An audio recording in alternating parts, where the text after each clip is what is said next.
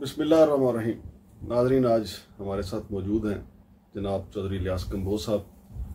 Combo बरादरी जो है वो ज़्यादातर पंजाब और फिर उसके बाद बहुत बड़ी तादाद सिंध में मौजूद है। सिंध से भी तलक रहा है मेरे भाई का, इलियास कंबो साहब का, लेकिन अब बलूचिस्तान में मुकीम है और सहाफ़ियों के सुर्खेल हैं। बुलान अखबार अपना निकालते हैं और सहाफ़त में तकरीबन गोल्डन जुबली मनाने वाले हैं। 50 साल के करीब हो गए इनकी सहाफ़ती खिदमात को। आज हम इनसे गपशप करेंगे कि बलूचिस्तान जो है, बलूचिस्तान को जितनी तरक्की करना चाहिए थी उतनी तरक्की नहीं हुई। चूँकि मेरे भाई जो हैं चौधरी इलियास कंबो साहब बलूचिस्तान में रहते हैं, फिर बलूचिस्तान में इनके हवाले से फिर एक सहाफ़ी जब वहाँ से करीबी नज़र से देखता है तो वो ज़्यादा बेहतर जानता है। अस्सलाम वालेकुम जनाब। वालेकुम जनाब मागर साहब। कंबो साहब, क्या वजह है कि जिस तरीके से इतना बड़ा रकबे के लिहाज से पाकिस्तान का सबसे बड़ा सूबा तो बलूचिस्तान है ना, आबादी के लिहाज से पंजाब है, रकबे के लिहाज से बलूचिस्तान है, लेकिन बलूचिस्तान ने उस तरह तरक्की नहीं की जिस तरह बाकी 3 सूबे हैं। इसकी बहुत सी वजूहात हैं, मैं चीता उस पर जाऊंगा कि आपने खुद कहा कि रकबे के एतबार से वसी इलाका है और जो बजट एलोकेट होता है वो उस रकबे के लिहाज से बहुत महदूद है, चाहे कम बजट है चाहे। लेकिन जब मरकज तरक्की करने के लिए कहीं प्लान करता है तो वो ये देख रहा होता है कि उसके वो पैसे जब यूटिलाइज होंगे, कोई तरक्याती काम होगा तो उससे कितने लोग मुस्तफीद होंगे। अब अगर 10 किलोमीटर सड़क अगर पंजाब के इलाके में या किसी और सिंध के इलाके में बनती है, उससे हजारों लाखों अफराद मुस्तफीद होते हैं, जबकि बलूचिस्तान में वो आबादी कम होने की बुनियाद पे मुस्तफीद अफराद का रेशो बहुत कम होता है। ये वजह है कि बहुत से प्रोजेक्ट लंबे रास्ते होने की वजह से, लंबे मुफासले होने की वजह से, वसी रकबा होने की वजह से बर वक्त मुकम्मल नहीं हो पाते। एक वजह यह भी नहीं कही जाती कंबो साहब कि वहाँ का जो सरदारी निज़ाम है, क्योंकि फंड्स तो बहुत मिलते हैं वहाँ के सरदारों को, और वो वहाँ के सरदार या MP होते हैं या MNA होते हैं, वही चीफ मिनिस्टर होते हैं, वही वफाकी वज़रा होते हैं, वही सूबाई वज़रा होते हैं, लेकिन जो उनके जरिए निचली सतह तक जाना चाहिए फंड्स जो या बाकी सहूलियात, वहाँ पहुँच नहीं पाता। देखिए, अगर आपका नज़र, अगर आप ये कह रहे हैं कि नुक्ता नज़र के करप्शन ज़्यादा है, वहाँ तक बात नहीं पहुँचती, फंड्स नहीं होते, तो ये करप्शन तो आपको सारे सूबों में मिलेगी। हाँ जी। उस लिहाज से बिलाशुबा मैं नहीं कहता कि बलूचिस्तान में नहीं है, लेकिन ये तासुर कि वहाँ का बलोच सरदार तरक्की नहीं चाहता या वहाँ तरक्की उन बलोच सरदारों की वजह से नहीं हो रही, या जो फंड्स मिलते हैं स्पेशली जो वफाक से आते हैं वो वहाँ के हुक्मरान लोग या सरदार लोग खा जाते हैं, ये शायद तासुर उतना दुरुस्त नहीं है जितना ही इसका इंप्रेशन है। चीज़ें डिलीवर होती हैं, लोगों तक जाती हैं। मसला यही है कि वसी एरिया होने की वजह से वो जो बजट है वो आटे में नमक के बराबर या ऊँट के मुंह में जीरा की मुतरादिफ होता है, जो इस वजह से सूबे को मिलता है। अब लीकेज तो जाहिर हो जाती है, हर सूबे में होती है, हर कम्युनिटी के अंदर होती है, उस तरह होगा बलूचिस्तान में भी बिलाशुबा। लेकिन बलूचिस्तान का असल मामला, बलूचिस्तान के जो रिसोर्सेज हैं, जो बलूचिस्तान के पास मिनरल्स हैं, मादनियात हैं, या बलूचिस्तान से जो गैस निकलती है उसकी जो रॉयल्टी बनती है, जो बलूचिस्तान का राइट बनता है, वो बलूचिस्तान गवर्नमेंट को मिलना चाहिए, वो बलूचिस्तानियों को मिलना चाहिए। अगर वो रेशो प्रॉपर उन तक पहुँचे और उससे प्रॉपर डेवलपमेंट हो तो तरक्की बिल्कुल आपको नज़र आएगी और आनी भी चाहिए। ये वहाँ के आवाम का बुनियादी हक है। वहाँ कॉलेज बनने चाहिए, यूनिवर्सिटियाँ बननी चाहिए, हॉस्पिटल बनने चाहिए, रास्ते बड़े वसी होने चाहिए। अब पूरे बलूचिस्तान के अंदर एक मोटरवे नहीं है, एक सड़क कराची से कोयटा जाने वाली RCD शाहराह है, वो सिंगल रोड नहीं बन पाई, जिसको हम 1 वे कहते हैं, यानी 2 रोज़ सड़क नहीं है। आए रोज वहां पे हादसात होते हैं, और अगर साल भर के रेशो को देखा जाए तो पाकिस्तान में सबसे ज्यादा कैजुअलिटी RCD शाहराह पे होती हैं। बसेस कल्टी हो जाती हैं, उलटने की वजह से हादसात होते हैं, लोग मर जाते हैं। और ये पूरे इतने बड़े वसी, जो पाकिस्तान का कहा जाता है कि 60% एरिया है जमीन, 60% पाकिस्तान बलूचिस्तान पर मुहित है, उस एरिया में 1-2 रोज सड़क नहीं है। ये नाइंसाफी है, उसका नहीं तो देखें सर, इतना बड़ा रकबा है बलोचिस्तान का। चले पंजाब की आबादी काफ़ी है, खैबर पख्तूनख्वा की भी अच्छी खासी आबादी है, सिंध की भी है, तो ये हाउसिंग प्रोजेक्ट्स ज़्यादा इन्हीं 3 सूबों में आते हैं। तो हमारी हुकूमतें ये क्यों नहीं सोचती कि इतनी बड़ी ज़मीनें वहाँ पे पड़ी हुई हैं, लोगों को वहाँ पे आबाद किया जाए, लोगों को ज़री ज़मीनें दी जाएं, वहाँ पे ज़राअत हो, वहाँ पे कारखाने लगाए जाएं, ताकि ज़्यादा से ज़्यादा रकबा काबिल इस्तेमाल हो, लोगों को रोज़गार भी मिलेगा और माशी तरक्की भी होगी। ऐसा क्यों नहीं सोचा जाता? देखिए, गवर्नमेंट का काम यही है जो अब आप कह रहे, कर नहीं रही है। अफसोस ये है, या उतना फोकस नहीं हुई कोई भी हुकूमत। जी बिल्कुल, कोई भी हुकूमत कह लीजिए आप। कुछ अरसा जो है मुशर्रफ दौरे हुकूमत में बलूचिस्तान में कुछ मेगा प्रोजेक्ट स्टार्ट हुए। मिसाल के तौर पे वहाँ गवादर बंदर का, मीरानी डैम, कोस्टल हाईवे, ये 3 ऐसे बड़े प्रोजेक्ट हैं जिसे दुनिया जानती है और वो उस अरसे में डेवलप हुए।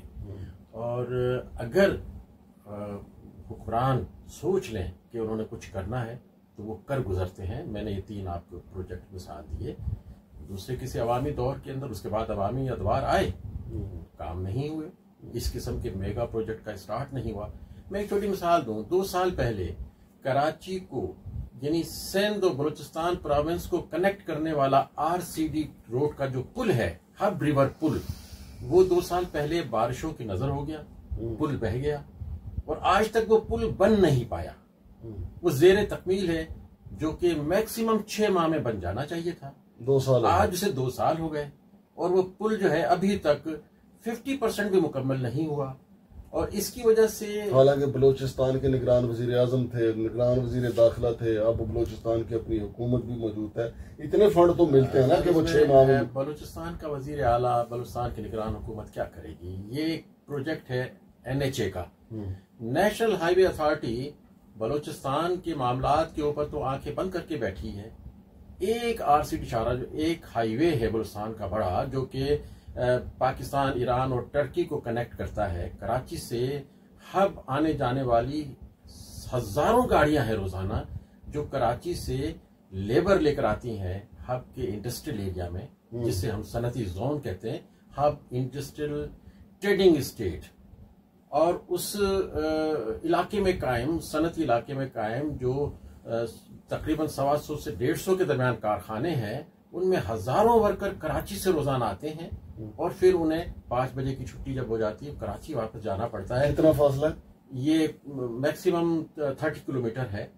और इस पुल के मुकम्मल न होने की वजह से उन मुसाफिरों को और उसके साथ साथ गवादर, क्वेटा जाने वाले लोगों को तकरीबन 20 किलोमीटर इजाफी सफर तय करना पड़ता है हब आने के लिए।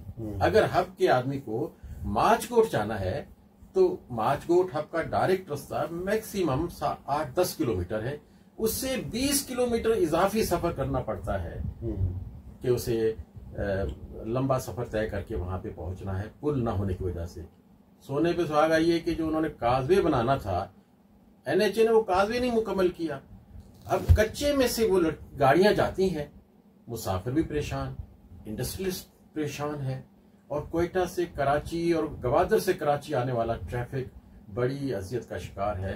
गवर्नमेंट को चाहिए कि वो इस मामले को फोकस करे।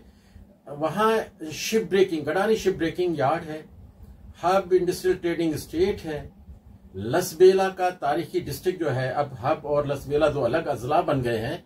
यहां से अरबों रुपए के सालाना फेडरल गवर्नमेंट को टैक्स मिलते हैं, अरबों रुपए के। उनमें से अगर 5-7 अरब रुपए एक साल इस इलाके पे लगा दिए जाए, ये इलाका पेरिस बन सकता है। नियत साहब, बलूचिस्तान को अगर देखा जाए तो सुई गैस चूंकि वहाँ पे कुदरत का करिश्मा है, अल्लाह पाक की दी हुई है, चले बाकी वहाँ से सिस्टम लगा के फिर बाकी मुल्क को पहुँचाया जाता है। बाकी अगर देखा जाए बलूचिस्तान स्मगलिंग के हवाले से मशहूर है कि जी ईरानी तेल की स्मगलिंग है या बाकी मामलात हैं। कौन सी सनतें वहाँ पे लगाई जा सकती हैं जिससे पूरे मुल्क को भी फायदा हो और इंटरनेशनल पाकिस्तान का नाम रोशन हो? देखिए, वहाँ हब इंडस्ट्रियल ट्रेडिंग स्टेट में तकरीबन हर किस्म की सनत मौजूद है, कपड़े से लेकर टॉफी बनाने से लेकर आइसक्रीम बनाने वाली और दूसरी धागा साजी की और कंपनियां। ये बाकी जो आपके अजला हैं बारखान वगैरह जो सेंट्रल बलूचिस्तान है, जिसको आप कह लें कि पसमानदा बलूचिस्तान है, उधर क्या हो सकता है? देखिए, मैं अर्ज कर रहा हूँ कि हब कराची से 30 किलोमीटर के फासले पर है। हब ट्रेडिंग इंडस्ट्रियल स्टेट में आधे से ज्यादा प्लॉट खाली पड़े हुए हैं। आ जाए, सनतकार आए, वहां इन्वेस्ट करें। प्रॉब्लम यह है कि एक सनतकार को सबसे ज्यादा जो सहूलत है वो चाहिए होती है टैक्स में। टैक्स फ्री जोन पहले था, खत्म हो गया, उससे एक्सटेंड कर दें। कराची के मुकाबले में हब की जो इंडस्ट्रियल स्टेट है वहां पे प्लॉट कई गुना सस्ते प्लॉट हैं, वहां गुंजाइश मौजूद है। लेकिन हब में बारखान में या दूसरे दूर दराज इलाकों के अंदर फैक्ट्री लगाने के लिए ट्रांसपोर्टेशन के बहुत ज्यादा एक्सपेंसेस हैं। जब हब के इंडस्ट्रियल एरिया में गुंजाइश मौजूद है, गवर्नमेंट अगर उनको बरात दे और गवर्नमेंट वहां के सनतकारों को दीगर जो फैसिलिटीज है उनकी रिक्वायरमेंट के मुताबिक वो दे, या गडानी शिप ब्रेकिंग यार्ड के शिप ब्रेकर्स को सहूलत दे, तो ये एरिया इतना है कि पूरे बलूचिस्तान के बेरोजगारों को अकोमोडेट कर सकता है। मैं कहता हूँ कि हब में भी होना चाहिए, लेकिन इस किस्म के प्रोजेक्ट्स जो है सूबे के बाकी शहरों के साथ भी होने चाहिए। अब जो हब कराची से 30 किलोमीटर दूर है, तो वो तो बलूचिस्तान से ज्यादा कराची के लोगों के लिए बेनिफिट है ना उसका, क्योंकि कराची के लोग जाते हैं वहां, कराची के लोग भी जाते हैं। मैं तो बलूचिस्तान के लोगों के लिए बात। बिल्कुल दुरुस्त है, लेकिन वहाँ हब के सनती इलाके में सिर्फ कराची ही नहीं है। हब, उथल, विंदर, बेला, आपका खुजदार, गवादर, पसनी और माड़ा, कल्लात, मस्तूम तक के लोग वहाँ पे बहुत से मुलाजमत से वाबस्ता हैं। कुछ टेक्निकल होंगे, ज्यादातर नॉन टेक्निकल हैं। अंदरूनी बलूचिस्तान के भी बहुत से लोग हैं। अब अगर ये इस इंडस्ट्रियल जोन को बेला और उथल की तरफ मजीद बनाया जाए, था बीच में प्रपोजल था मुख्तलिफ जगहों पे, उथल 0 पॉइंट पे कई 100 एकड़ अराजी को अलॉट किया गया इस पर्पस के लिए, लेकिन वहां पे काम शुरू नहीं हो सका। उसको शुरू करें, बेला में शुरू करें। मांडवी वाला साहब की इंडस्ट्रीज रही हैं उथल में, वो मुश्किलात की वजह से बंद हो गई, तो वहां पे इंडस्ट्रियल जोन था। आपकी लसबेला टेक्सटाइल मिल, बड़ी मशहूर टेक्सटाइल मिल थी, वो बंद हो गई। वो इसलिए कि जो चीज जहां पे पैदा हो रही है, मिसाल के तौर पे अगर कपास काश्त हो रही है पंजाब में, वहां से आप लेकर आएंगे ट्रांसपोर्टेशन के, हर लसबेला में बहुत ज्यादा अखराजात उसके ऊपर पड़ते हैं। तो जो चीज जहां बन रही है, पैदा हो रही है, उसकी इंडस्ट्री वहां पे लगाई जाए। शुगर मिल वहां लगाई जाए जहां पे गन्ना पैदा हो रहा है। तो बलूचिस्तान की जमीनें भी काश्त हो सकती हैं। बलूचिस्तान में बेला में बेहतरीन कपास पैदा होती है और बेहतरीन फसलें हैं, हब में हैं। इस अमल को हम लोग थोड़ा सा, चूंकि प्लान नहीं किया जाता, गवर्नमेंट पैटर्नाइज नहीं करती, उसके स्टेटिक्स उसके पास उस अंदाज के नहीं है कि किस फसल को और किस इंडस्ट्री को किस जगह पे लगाया जाना चाहिए या पैदा किया जाना चाहिए, या इस जमीन से क्या फायदा उठाया जा सकता है। बलूचिस्तान के लोग बड़े हम्बल हैं और इंप्रेशन तो मुख्तलिफ चलते हैं, अच्छे लेकिन अगर किए जाए तो स्पेशली हब और लसबेला के अंदर कोई ऐसा प्रॉब्लम नहीं है। लोग आए, इन्वेस्ट करें, और लोग आए तफरी के लिए आए। आप कुंड मलीर का बेहतरीन इलाका है, आपने देखा होगा, नहीं देखा तो जरूर देखें। वहां बेहतरीन तफरी, बेहतरीन साफ शफाफ समंदर है। मुल्क भर से लोग आते हैं, कराची से, अंदरून सिंध से, अंदरून बलूचिस्तान से लोग आते हैं कुंड मलीर कोस्टल हाईवे पर। जब उथल आप जाएंगे तो 0 पॉइंट से 150-200 किलोमीटर के फासले पर है कुंड मलीर का इलाका। बेहतरीन तफरीही मुकाम है। आप आएंगे, आप वहाँ बेहतरीन अंदाज से इंजॉय करेंगे। उस साहिल, साफ सुथरा साहिल है कि कराची के साहिल के मुकाबले में 100 गुना ज्यादा साफ शफाफ पानी है। बहुत शुक्रिया जनाब कंबोज साहब। तो नाज़रीन, चौधरी इलियास कंबोज साहब बलूचिस्तान से बुलान के चीफ एडिटर हैं, इजहार ख्याल कर रहे थे बलूचिस्तान को किस तरीके से तरक्की की तरफ ले जाया जा सकता है। शमशाद मांगट और चौधरी इलियास कंबोज साहब को इजाज़त दीजिए। अल्लाह हाफ़िज़।